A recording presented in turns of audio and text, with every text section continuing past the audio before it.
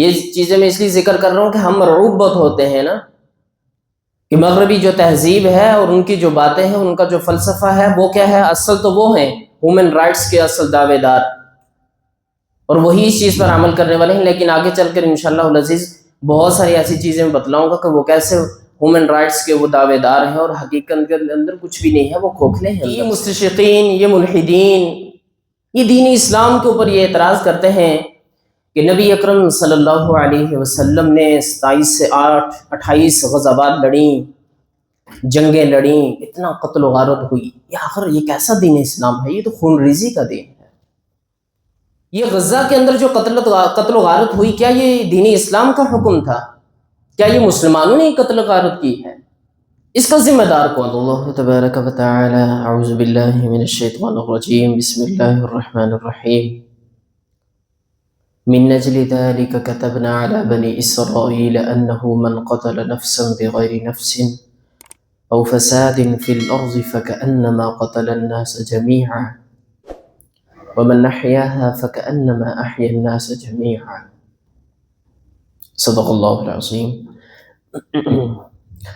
انتہائی واجب الاحترام، قابل صد احترام بزرگوں، بھائیوں اور دوستوں،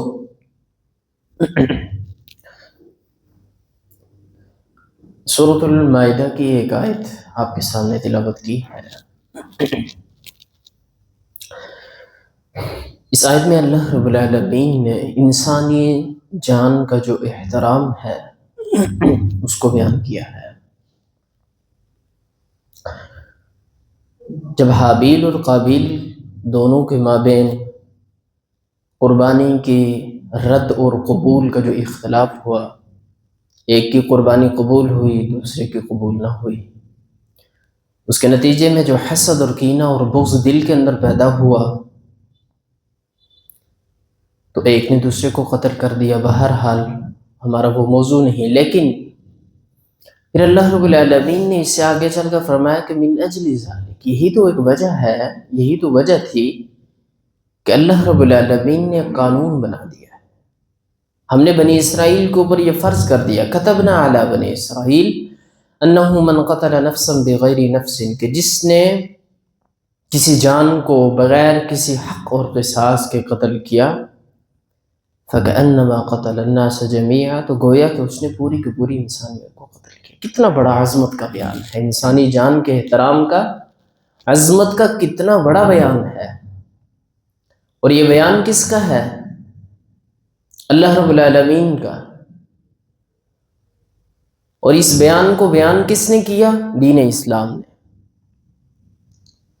دنیا کا اور کوئی قانون نہیں کہ جس کے اندر یہ اس طرح کا کوئی بیان آیا ہو کہ من قتل نفسا بغیر نفس او فساد فی الارض فکأنما قتل الناس جميعا، کہ جس نے کسی ایک نفس کو بغیر کسی حق کے، بغیر قصاص کے، بغیر بدلے کے قتل کیا، یہ زمین کے اندر فساد کیا، تو گویا کہ اس نے پوری کی پوری انسانیت کو قتل کیا. تو فساد کا ذکر اللہ رب العالمین نے کیوں کیا؟ کہ فساد کے نتیجے میں گویا کہ اس نے پوری انسانیت کو قتل کیا. تو فساد ایک ایسی چیز ہے کہ جو بظاہر تو انسان یہ کہتا ہے کہ اس نے کوئی قتل نہیں کیا، فساد ہی تو کیا ہے، لیکن اس فساد کے نتیجے میں ایک قتل نہیں ہوتا بلکہ سینکڑوں قتل ہوتے ہیں. تو گویا کہ اس نے پھر کیا کیا؟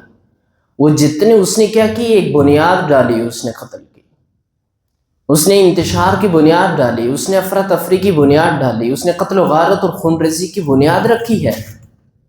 تو گویا کہ وہ ذمہ دار ہے اس کے بعد جتنا بھی انتشار اور افتراق ہوگا اس امت کے اندر، چاہے وہ خاندان ہو، وہ گھر ہو، وہ قبیلہ ہو، وہ دفتر ہو، وہ آپ کی فیکٹری ہو، کارخانہ ہو، تو جس نے فساد ڈالا اور اس فساد کے بعد جو سب کچھ تباہی اور بربادی ہوئی، اس کا ذمہ دار وہ ہوگا، اس لیے کہ اس نے فساد کا بیج بویا ہے. فَكَأَنَّمَا قَتَلَ النَّاسَ جَمِيعًا، تو گویا کہ اس نے پوری کی پوری انسانیت کو قتل کیا. وَمَنْ أَحْيَاهَا فَكَأَنَّمَا أَحْيَا النَّاسَ جَمِيعًا، اور جس نے کسی ایک انسان کو بچایا، اس کی جان کو بچایا، گویا کہ اس نے پوری کی پوری انسانیت کو بچا لیا. تو یہ ہے حقوق انسانیت کہ جس کو کس نے بیان کیا؟ دین اسلام نے. تو گویا کہ دین اسلام حقوق انسانیت کا، ہیومن رائٹس جو ہیں، یہ در حقیقت تو دین اسلام بیان کرتا ہے، اور اس کا جو عملی جامع ہے وہ بھی ہم دین اسلام کے اندر ہی دیکھتے ہیں۔ تو گویا کہ انسانی جان کا احترام دین اسلام۔ پھر اسی طرح سے تمام انسانوں کی عزت اور احترام، یہ پیغام کس نے دیا؟ آج یہ سورۃ الاسراء میں اللہ رب العالمین فرماتے ہیں وَلَقَدْ كَرَّمْنَا بَنِي آدم۔ اس کے اندر کوئی تخصیص تو نہیں ہے، اللہ نے کہا کہ وَلَقَدْ كَرَّمْنَا بَنِي آدم، کہ البتہ تحقیق ہم نے بنی آدم کو صاحب عزت بنایا، صاحب شرف بنایا۔ اب یہ اس کی ذات تک ہے کہ وہ اس عزت اور شرف کو کیا کرتا ہے، اس کو حاصل کرتا ہے یا اس کو حاصل نہیں کرتا۔ اسی طرح سے دین اسلام کہتا ہے کہ عدل و انصاف دشمن کے ساتھ بھی کرنا ہے، چاہے وہ آپ کا دشمن ہی کیوں نہ ہو۔ سورۃ المائدہ کے اندر ہے وَلَا يَجْرِمَنَّكُمْ شَنَآنُ قَوْمٍ عَلَىٰ أَلَّا تَعْدِلُوا اعْدِلُوا هُوَ أَقْرَبُ لِلتَّقْوَىٰ۔ اور تمہیں یہ بات نہ ابارے، اور تمہیں کسی قوم کی دشمنی، کسی قوم کی عداوت اس بات پر نہ ابارے کہ تم اس کے ساتھ عدل نہ کرو۔ آپ کے سامنے کوئی فیصلہ آ گیا، ایک آپ کا محبوب ہے، ایک آپ کا دشمن ہے، تو آپ نے عدل کے مطابق فیصلہ کرنا ہے، انصاف کے ساتھ فیصلہ کرنا ہے، محبوب اور دشمن کو نہیں دیکھنا، ذاتی رشتوں اور تعلقات کو نہیں دیکھنا۔ تو یہ کس کا درس ہے حقوق انسانیت کے ذیل میں؟ دین اسلام کا۔ یہ چیزیں میں اس لیے ذکر کر رہا ہوں کہ ہم مرعوب بہت ہوتے ہیں نا، کہ مغربی جو تہذیب ہے اور ان کی جو باتیں ہیں، ان کا جو فلسفہ ہے، وہ کیا ہے؟ اصل تو وہ ہیں ہیومن رائٹس کے اصل دعوے دار، اور وہی اس چیز پر عمل کرنے والے ہیں۔ لیکن آگے چل کر انشاءاللہ العزیز بہت ساری ایسی چیزیں میں بتلاؤں گا کہ وہ کیسے ہیومن رائٹس کے وہ دعوے دار ہیں اور حقیقت کے اندر کچھ بھی نہیں ہے، وہ کھوکھلے ہیں اندر سے۔ تو یہ قرآن کا بیان ہوا۔ پھر اسی طرح سے سورۃ الحجرات میں انسانی مساوات، اللہ رب العالمین فرماتے ہیں ان اکرمکم عند اللہ اتقاکم، کہ بے شک تم میں سے صاحب احترام، صاحب عزت وہ ہے جو اللہ کے ہاں کیا ہے؟ متقی ہے، پرہیزگار ہے۔ اللہ کے ہاں پرہیزگار اور متقی ہے۔ اللہ کے ہاں صاحب عزت وہ ہے کہ جو تم میں سے پرہیزگار اور متقی ہے۔ یہ ایسے الفاظ ہیں کہ جن کو آگے پیچھے آپ تقدیم اور تاخیر آپ کر سکتے ہیں، لیکن اس کے اندر بھی کافی فلسفہ ہے۔ اسی طرح سے مذہبی رواداری کس نے سکھلائی؟ وہ بھی دین اسلام نے۔ سورۃ البقرہ کی یہ آیت، اس کا بھی عظیم فلسفہ ہے، اس کے اندر بڑی تشریحات ہیں۔ لا اکراہ فی الدین، دین کے اندر کوئی سختی اور جبر نہیں، حلال بھی واضح ہے، حرام بھی واضح ہے، ہدایت کی راہیں بھی واضح ہیں اور گمراہی کی راہیں بھی واضح ہیں۔ فَمَن يَكْفُرْ بِالطَّاغُوتِ وَيُؤْمِن بِاللَّهِ فَقَدِ اسْتَمْسَكَ بِالْعُرْوَةِ الْوُثْقَىٰ۔ اس کے سیاق و سباق کو پڑھیں تو پتہ یہی چلتا ہے کہ اللہ رب العالمین نے اس میں مذہبی رواداری کا پیغام دیا ہے۔ کوئی جبر نہیں ہے، آپ کسی کو دین اسلام تو جبراً کسی کو نہیں کہتا کہ آپ اسلام قبول کرو۔ اگر کوئی اسلام قبول کرنا چاہتا ہے تو وہ تو صاحب عزت ہے، صاحب احترام ہے، اگر نہیں قبول کرتا تو تب بھی دین اسلام نے اسے ذمی کہا ہے۔ ذمی کا مطلب کیا ہے؟ کہ وہ جو اسلامی ریاست اور حکومت ہے وہ اس کے ماتحت ہے، وہ اس کی ذمہ ہے، اسلامی حکومت اس کی جان، مال، عزت و احترام کی حفاظت کرے، بس کو کیا کرنا ہے؟ جزیہ دینا ہے۔ اسی طرح سے آگے چلیں وَفِي أَمْوَالِهِمْ حَقٌّ لِلسَّائِلِ وَالْمَحْرُومِ۔ قرآن نے صرف ایک چیز کو بیان نہیں کیا بلکہ کمزور اور ضعیف لوگوں کے حقوق کو بھی بیان کر دیا۔ فرمایا کہ اور ان کے اموال، جو غنی لوگ ہیں اس کے اندر حق ہے، کس کا؟ للسائل والمحروم، جو سوال کرنے والے ہیں اور جو محروم لوگ ہیں۔ صرف ایک چیز کو بیان نہیں بلکہ پوری کی پوری انسانیت، اور اس انسانیت کے اندر ہر کیٹیگری اور ہر درجے کا جو انسان ہے، اللہ رب العالمین نے ہر انسان کے حق کو بیان کر دیا۔ اسی طرح سے وَبِالْوَالِدَيْنِ إِحْسَانًا، اب یہاں پہ اللہ رب العالمین نے والدین جو محسن ہیں، جو اللہ رب العالمین کی ذات کے بعد کیا ہیں؟ ایک انسان کے لیے محسن ہے، اس کے اوپر اس کی ساری کی ساری زندگی کیا ہے؟ احسان کرتے ہوئے گزرتی ہے، کوئی بدلہ نہیں ہوتا۔ تو اللہ رب العالمین نے ان کے حوالے سے بھی درس دیا کہ وہ بالوالدین احسانہ، والدین کے ساتھ حسن سلوک کرو۔ اور اسی طرح سے سورۃ الاسراء کی آگے بھی بہت ساری آیات ہیں کہ جن میں اللہ رب العالمین نے رشتہ داروں، اقربا، یتیموں، ہر ایک کے حقوق کو بیان کیا۔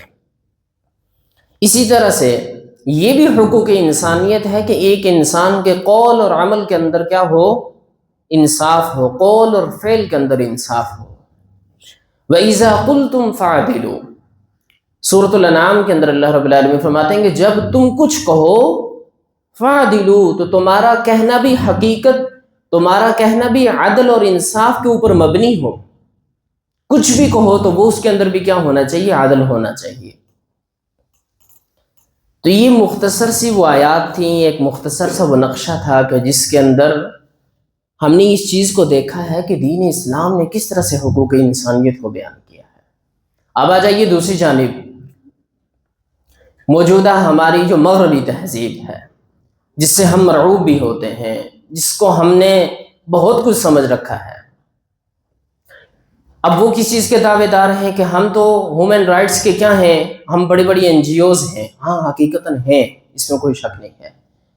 تقریباً 8,000 سے 18,000 سے 20,000 کے لگ بھگ ان کی وہ ادارے ہیں، وہ تنظیمیں ہیں جو رجسٹرڈ ہیں۔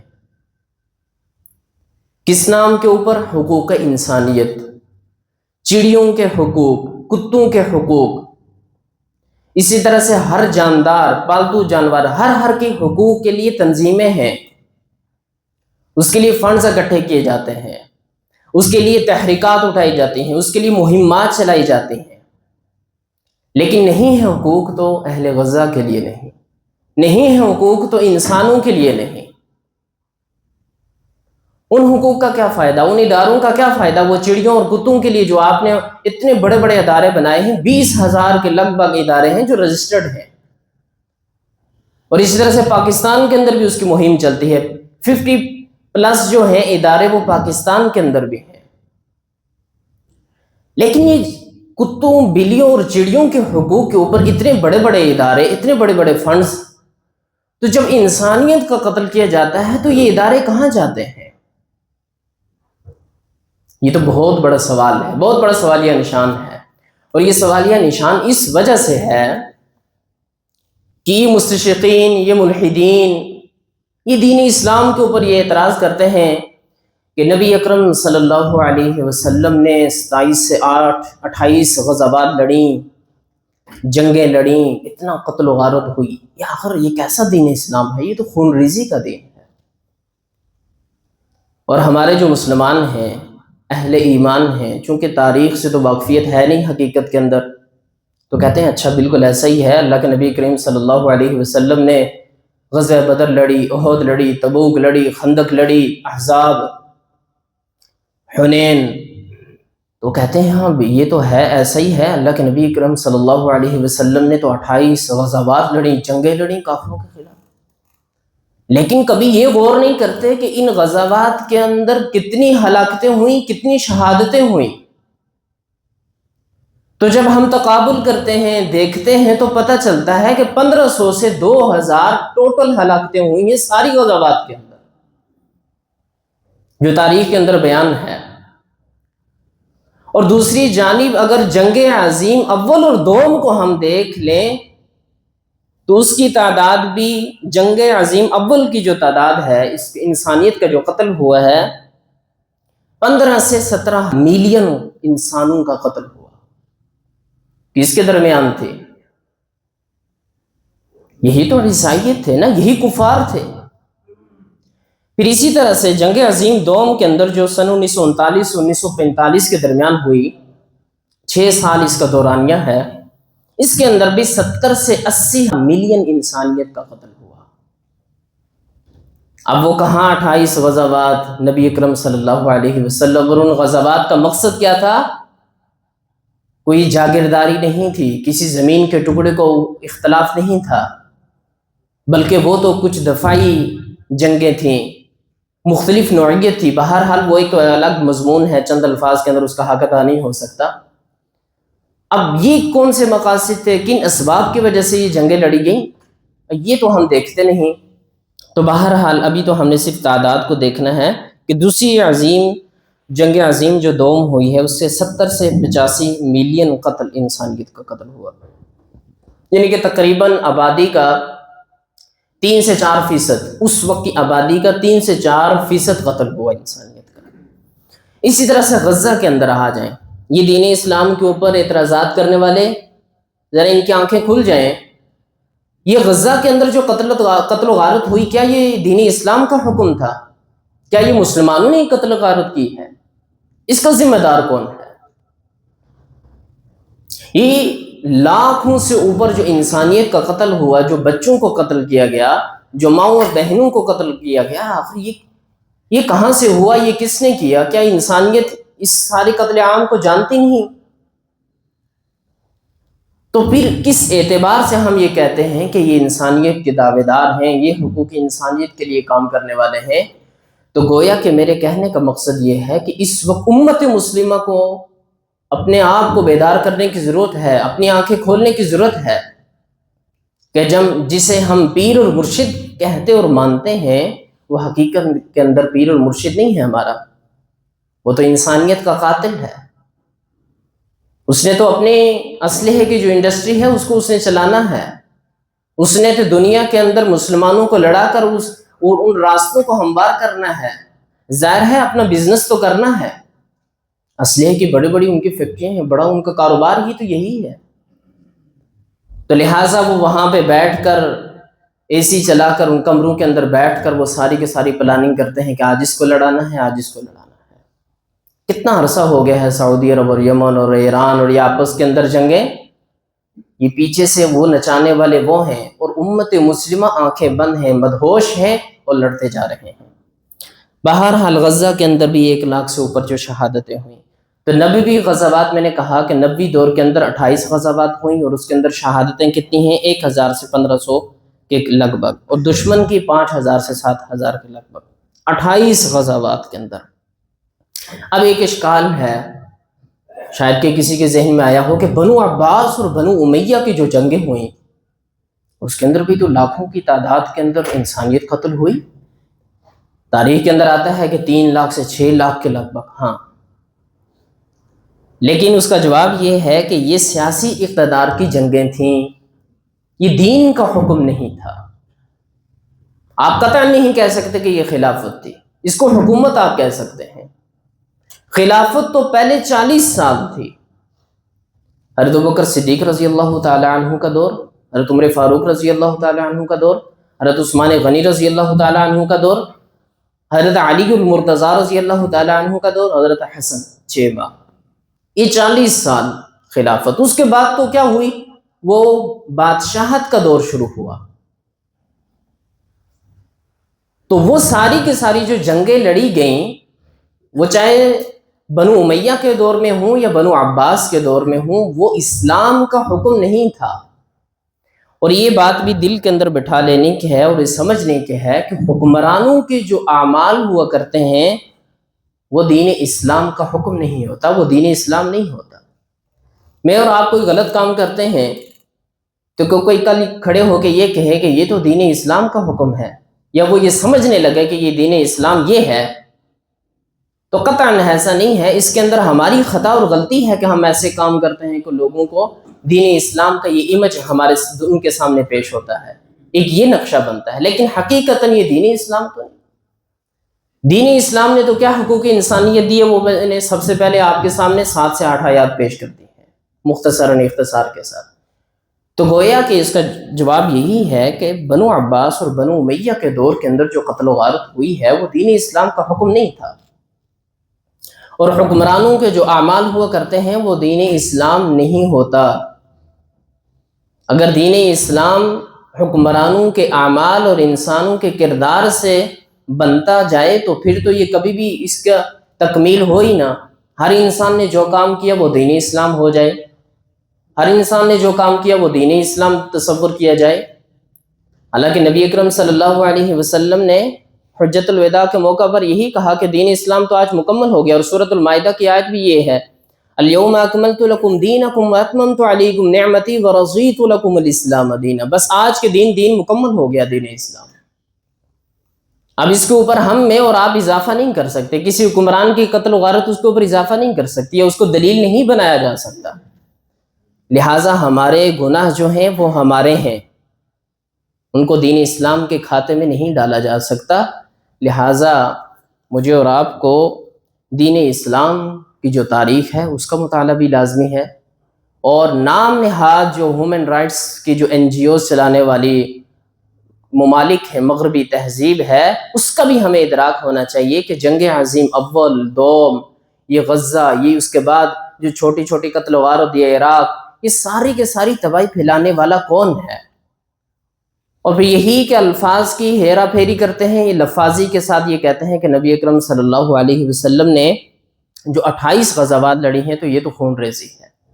تو جب تقابل کر کے دیکھتے ہیں تو پتہ چلتا ہے کہ 1500 سے 2000 تعداد وہاں ہے، اور ملین اور اربوں اور خربوں کے اندر انسانیت کا قتل کرنے والے تو یہ ہیں۔ اللہ رب العالمین سے دعا گو ہیں کہ اللہ رب العالمین مجھے اور آپ کو قرآن کا فہم نصیب فرمائے۔ وما توفیقی الا باللہ۔